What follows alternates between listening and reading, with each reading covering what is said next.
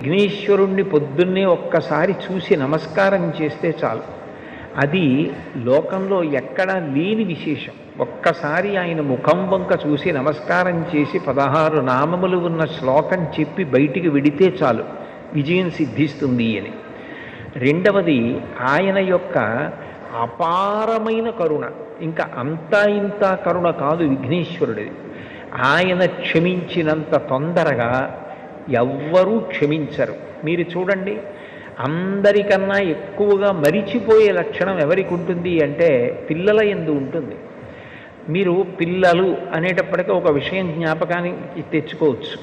పెద్దవాళ్ళు ఏదైనా తింటున్నారనుకోండి, ఎవరో పెద్దలు వచ్చారు ఇంటికి, ఇంట్లో భోజనమో పలహారమో చేస్తున్న పెద్ద ఆయన ఆ పళ్ళెం పట్టుకునో లేకపోతే చేతిలో ఏ ఉండ్రాయో కుడుమో పట్టుకుని తింటూ వీధిలోకి వెళ్ళి స్వాగతం పలకడం, ఆ పళ్ళెం లోపల పెట్టి తాను పెడతాడు.